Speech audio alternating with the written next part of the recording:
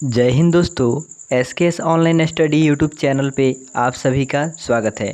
दोस्तों आज की इस क्लास में हम लोग पढ़ने वाले हैं क्लास 10th हिंदी के लिए महत्वपूर्ण ऑब्जेक्टिव क्वेश्चन जो कि बोर्ड एग्जाम में पिछले साल आपका पूछा जा चुका है।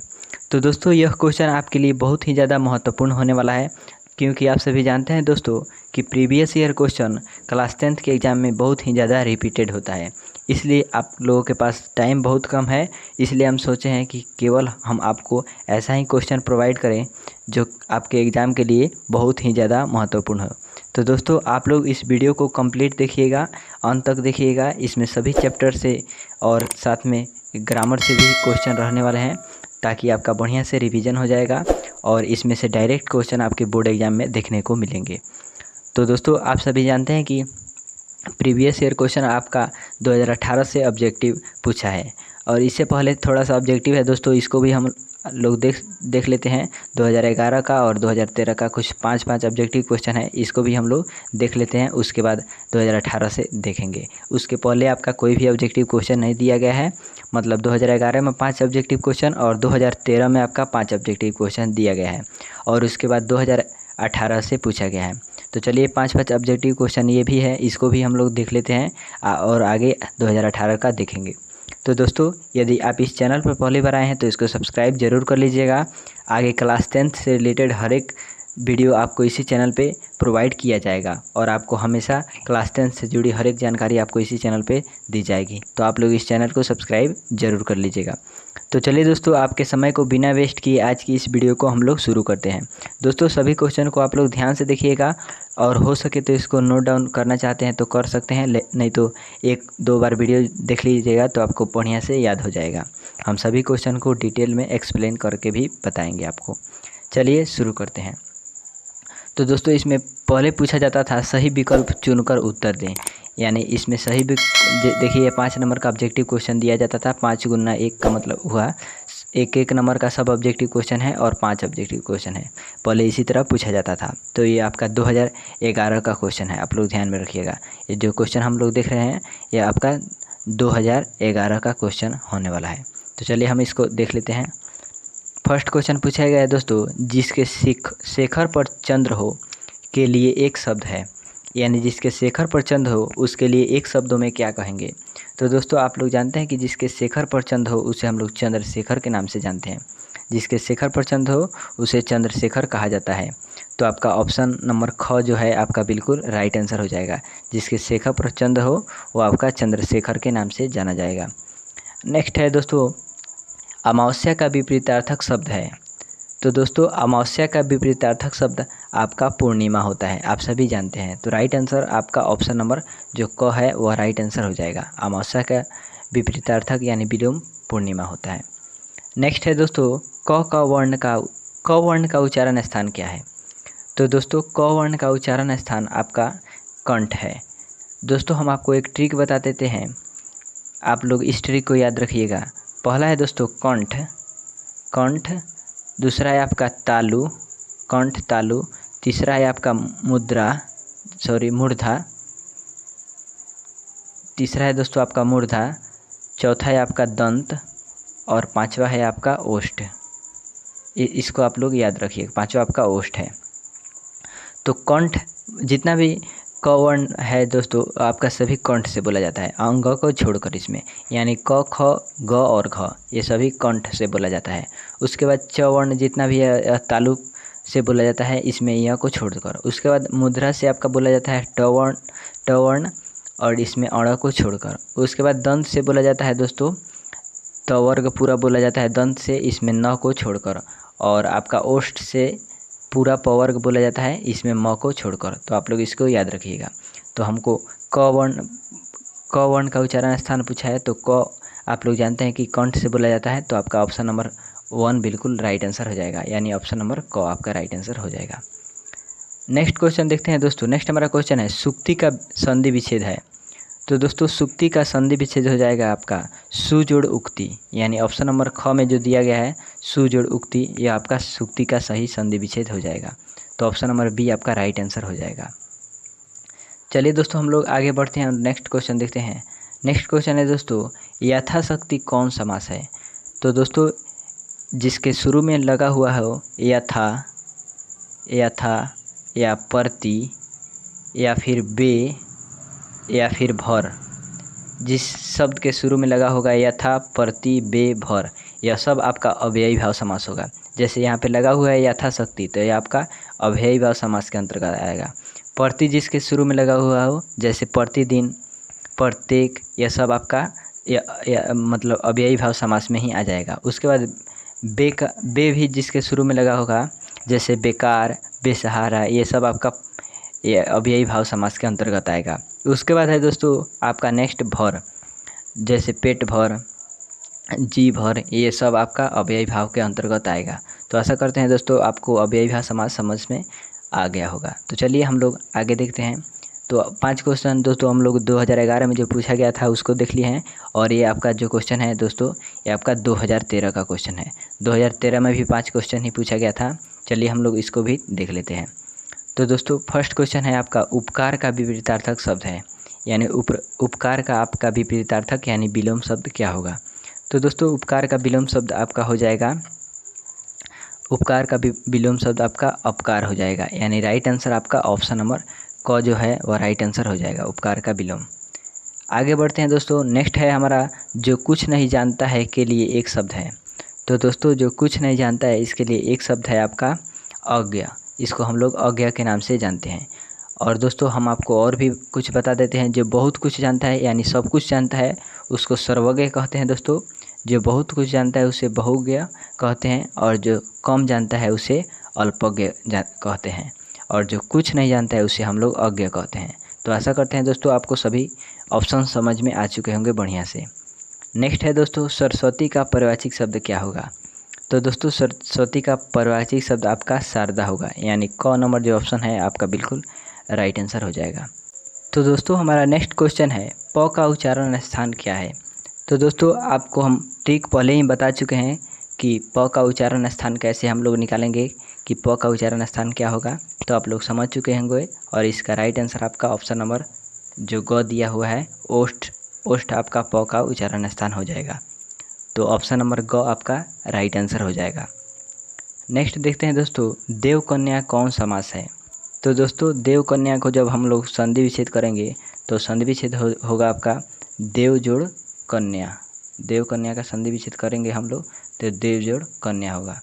तो देव जोड़ कन्या, तो आप लोग देख सकते हैं देव जोड़ कन्या यानी देव की कन्या।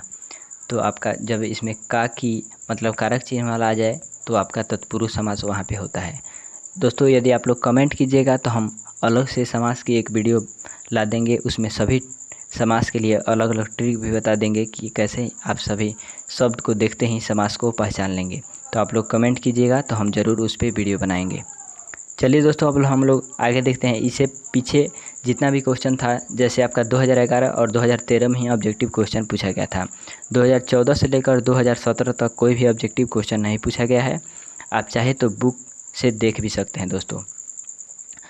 और 2018 में ऑब्जेक्टिव क्वेश्चन शुरू हुआ है, तो चलिए हम लोग 2018 के कंप्लीट ऑब्जेक्टिव क्वेश्चन को देखते हैं। इसके बाद हम लोग 2019 के इस तरह करके सभी देखेंगे। और आप लोग कमेंट कीजिएगा दोस्तों, तो हम हर एक चैप्टर का भी वीडियो बनाने की कोशिश करेंगे। हर एक चैप्टर मतलब दोस्तों हर एक सब्जेक्ट, सॉरी हम चैप्टर बोल दिए, सब्जेक्ट, हर एक सब्जेक्ट जैसे फिजिक्स, केमिस्ट्री, बायोलॉजी, सब कुछ। तो चलिए दोस्तों हम लोग क्वेश्चन को शुरू करते हैं। फर्स्ट नंबर क्वेश्चन है दोस्तों, बुढ़ापे में इंसान बिल्कुल बच्चा बन जाता है, इस वाक्य में बुढ़ापे कौन सी संज्ञा है? तो दोस्तों यह क्वेश्चन आपका ग्रामर से पूछा गया है।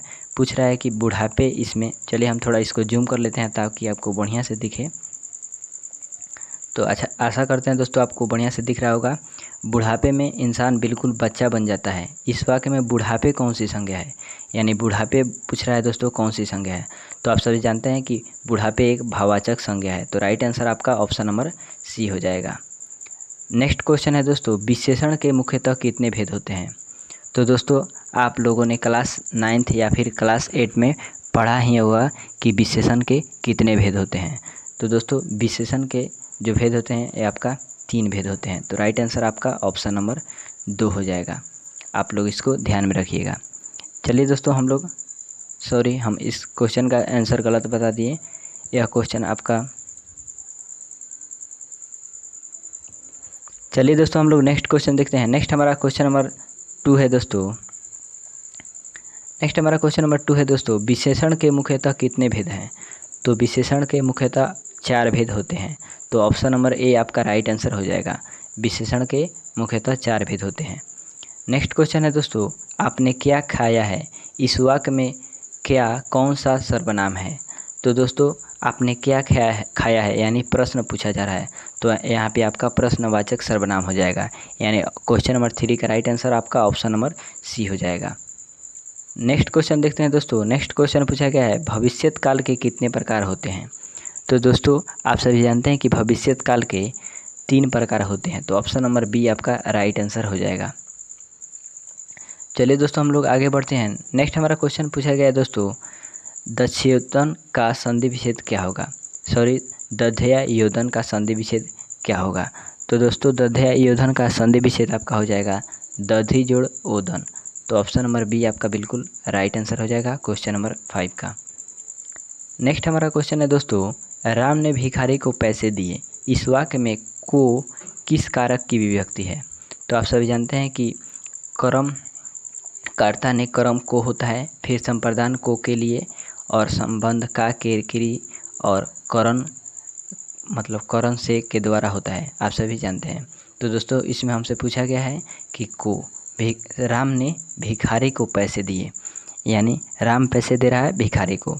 तो इसमें किसी को जब दिया जाएगा तो यहाँ पे आपका संप्रदान कारक हो जाएगा। तो ऑप्शन नंबर बी आपका राइट आंसर हो जाएगा।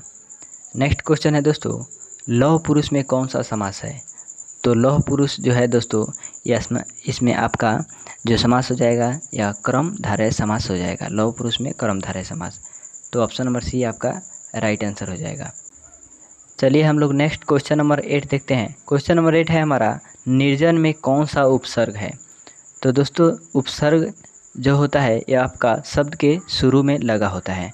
तो शब्द के शुरू में लगा होता है, यही आपका उपसर्ग कहलाता है। तो दोस्तों निर्जन में आपका निर उपसर्ग हो जाएगा।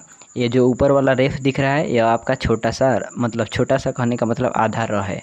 तो निर्जन में आपका नी और र यहाँ पे हलन दिया गया है। हलन का मतलब होता है यह आधा है। तो जो दोस्तों ऑप्शन नंबर बी में जो दिया गया है यही आपका राइट आंसर हो जाएगा। निर आपका उपसर्ग हो जाएगा निर्जन में। नेक्स्ट क्वेश्चन है दोस्तों, निम्नलिखित शब्दों में कौन सा शब्द शुद्ध है? यानी इनमें से कौन सा शब्द है जो शुद्ध लिखा गया है? तो दोस्तों यदि आप लोग इनमें से किसी भी सवाल का जवाब जानते हैं तो कमेंट करके ज़रूर बताइएगा। इसका राइट आंसर हो जाएगा आपका ऑप्शन नंबर सी शोणित। शोणित जो लिखा गया है ऑप्शन नंबर सी में यही आपका राइट है, और बाकी शब्द अशुद्ध लिखे गए हैं। नेक्स्ट है दोस्तों, यदि एक के बाद कोई भी भिन्न स्वर आ जाए तो एक किस में परिवर्तित हो जाता है? तो दोस्तों यदि ए के बाद कोई भी भिन्न स्वर आ जाता है तो ए आपका अ में परिवर्तित हो जाता है, यानी अ और य अ में परिवर्तित हो जाता है। तो ऑप्शन नंबर बी आपका राइट आंसर हो जाएगा।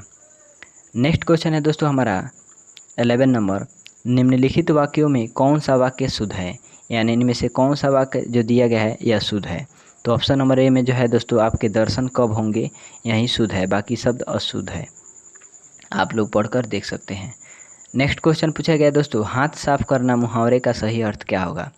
तो दोस्तों हाथ साफ करना यानी चोरी करना। Option number C right answer हो जाएगा इस मुहावरे का। नेक्स्ट क्वेश्चन पूछा गया दोस्तों, निम्नलिखित शब्दों में कौन सा शब्द शुद्ध है? यानी इनमें से कौन सा शब्द जो दिया गया है यह शुद्ध है? तो ये आपका ऑप्शन नंबर सी में जो हितैषी दिया गया है यही आपका शुद्ध है। तो right answer option number C हो जाएगा। चलिए दोस्तों 13 तक हम लोग देख लिए, उसके बाद हम लोग 14 नंबर क्वेश्चन देखते हैं। 14 नंबर क्वेश्चन पूछा गया है दोस्तों हमसे, अंतिम में कौन सा प्रत्यय है?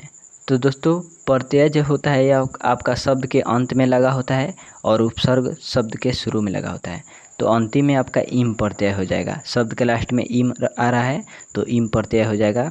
तो ऑप्शन नंबर सी आपका राइट आंसर हो जाएगा। नेक्स्ट क्वेश्चन है दोस्तों, अष्टाध्यायी में कौन सा समास है? तो दोस्तों अष्टाध्यायी में जो समास है यह आपका द्विगु समास हो जाएगा। Option number A right answer हो जाएगा। और कहिएगा तो हम लोग अलग से भी वीडियो बना देंगे आपके लिए, जो कि केवल स्पेशल समास का रहेगा और उसमें सभी ट्रिक बताए जाएंगे। तो आप लोग कमेंट कीजिएगा तो ज़रूर बनाएंगे। नेक्स्ट क्वेश्चन है दोस्तों, भारत में बेरोजगारी के एक प्रमुख व प्रत्यक्ष कारण क्या है। दोस्तों यह क्वेश्चन आपका डॉक्टर भीमराव अम्बेडकर के चैप्टर जो आपका जाति प्रथा एवं श्रम विभाजन है उसे लिया गया है। तो भारत में बेरोजगारी का आप लोग जानते हैं कि प्रत्यक्ष और प्रमुख कारण क्या है, तो ये आपका जाति प्रथा है। तो ऑप्शन नंबर सी आपका राइट आंसर हो जाएगा। नेक्स्ट क्वेश्चन है दोस्तों, पेड़ पर कमरा किसकी रचना है। तो दोस्तों पेड़ पर कमरा जो है ये आपका विनोद कुमार शुक्ल की रचना है। तो ऑप्शन नंबर ए आपका राइट आंसर हो जाएगा। चलिए दोस्तों हम लोग नेक्स्ट क्वेश्चन देखते हैं। नेक्स्ट हमारा क्वेश्चन है दोस्तों, बी आर नारायण ने किस कहानी का अनुवाद किया है।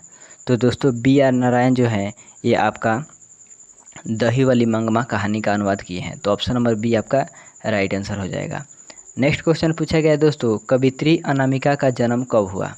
तो दोस्तों जो कवित्री अनामिका है इनका जन्म आपका सन 1961 ईस्वी में हुआ, यानी option number A right answer हो जाएगा। नेक्स्ट क्वेश्चन है दोस्तों, घनानंद की भाषा क्या है। तो दोस्तों जो घनानंद थे इनकी भाषा है आपका ब्रज भाषा। तो ऑप्शन नंबर बी आपका राइट आंसर हो जाएगा। नेक्स्ट क्वेश्चन देखते हैं दोस्तों, किसके अनुसार सेनों ने सिद्धांतों को बदल दिया। तो आप लोग जानते हैं कि खोखा के अनुसार सेनों ने अपने सिद्धांतों को बदल दिया। तो ऑप्शन नंबर बी आपका राइट आंसर हो जाएगा। दोस्तों इनमें से एक भी क्वेश्चन आप लोग मिस मत कीजिएगा। आप लोग जब एग्ज़ाम देने जाएंगे तब देखिएगा कि इसमें से कितना क्वेश्चन आपके एग्ज़ाम में सीधे पूछा जा रहा है। तो आप सभी इस क्वेश्चन को ध्यान से ज़रूर देखिएगा। क्वेश्चन नंबर 22 है दोस्तों, दारिस नामक सोने के सिक्कों से भरा घड़ा किसे मिला था। तो आप लोग जानते हैं कि दोस्तों दारिस नामक सोने से सिक्कों का भरा घड़ा ये आपका वारेन हेस्टिंग्स को मिला था। तो ऑप्शन नंबर सी आपका राइट आंसर हो जाएगा। चलिए दोस्तों हम लोग आगे देखते हैं। नेक्स्ट क्वेश्चन है, ढहते विश्वास किस भाषा से अनुदित है। तो दोस्तों ढहते विश्वास जो कहानी है ये आपका उड़िया भाषा से अनुदित है, यानी ऑप्शन नंबर सी आपका राइट आंसर हो जाएगा। नेक्स्ट क्वेश्चन देखते हैं दोस्तों, दूर चट्टानों की ठंडी गोद में किस कवि की पंक्ति है। तो दोस्तों दूर चट्टानों की ठंडी गोद में यह आपका पंक्ति जो है यह रेनर मारिया रिल के द्वारा रचित है। तो ऑप्शन नंबर डी आपका राइट आंसर हो जाएगा।